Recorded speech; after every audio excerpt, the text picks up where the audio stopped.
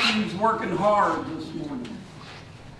He's working hard to make sure his Jewish audience that he's writing his gospel to gets it through their head that Jesus is the new Moses. He's been to Egypt. He's been exiled to Egypt. He's going to come out of Egypt. Out of Egypt I have called my son. Well, that really works for us, doesn't it? I mean, we're all Jewish. No, most of us aren't. So what kind of meaning are we going to get from this? This was a tough one. You know, we hardly ever get to, we being priests, hardly ever get to do the second Sunday after Christmas Day. It rarely rolls around. And I got to thinking about this. And I thought, well, in our postmodern world, there's a lot of truth in this gospel. Because for the most part, we are in exile. We are exiled by a tyrant. We have our own Herod. We're exiled from that higher nature to which God calls us to the baser nature that's ruled by the ego. And we can stay in exile in the land of living death, or we can return. But how do we get back? Vera Helminsky in Living Presence, he sums it up rather well. He says, almost before it is possible to understand the significance of a spiritual life, we must look at the psychological conditionings that characterize our inner life. A spiritual teaching is, to some extent, a critique of personality and conventional social conditioning. It challenges the conventional view of human personality. It calls to us from another level, the truly human level, asking us to transcend our fear, limitation, judgment, envy, resentment, and false pride. All those dwell in the nether regions of our baser nature.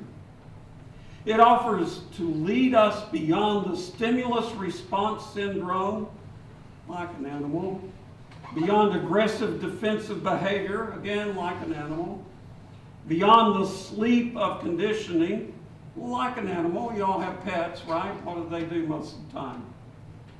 When they're not eating, they're sleeping. And beyond the slavery to the ego. It offers a very high vision of what a human being is. I get so fed up with people who put down spirituality, like it's hugging trees or sitting and chanting Om all day. They're afraid.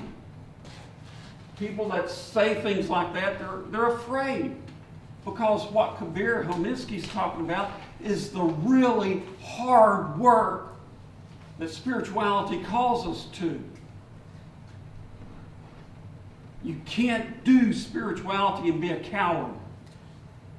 You just can't. It takes incredible courage to walk that path because it's the inward path. It's a path that says, when I meet myself, I have to accept myself, my conditioned self, the self that didn't have the needs met in the childhood that I want to deny,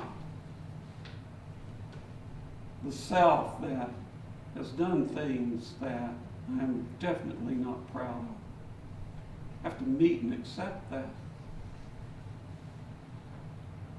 or I'll stay in exile. How do we get back?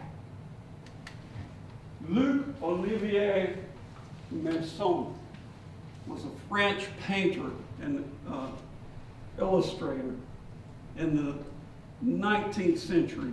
And if you've been in my office, you've seen this. It hangs above the fireplace. It's called Rest on the Flight into Egypt. Here, I'll take it around. A little bit of show and tell today. very mystical painting. I was drawn to it the first time I ever saw it.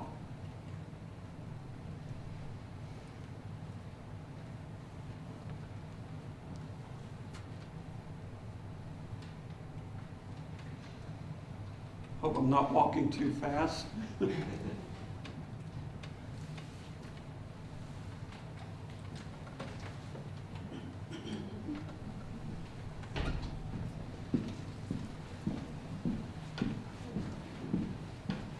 Caesar.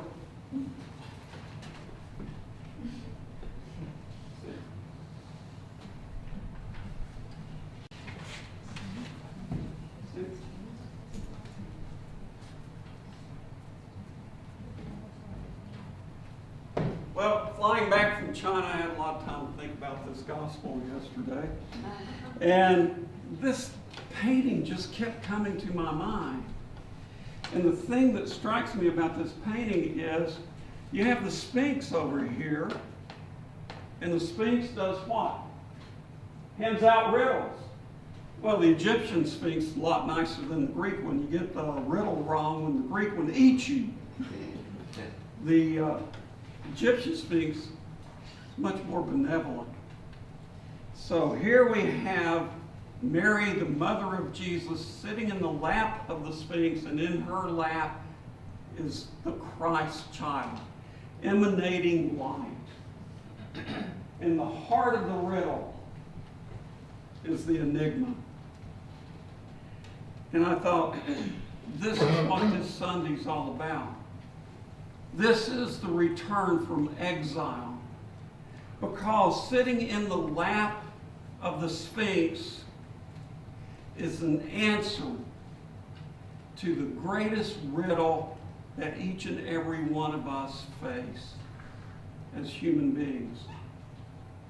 You know what that riddle is? Anybody? It's really simple. Who am I? There's the answer.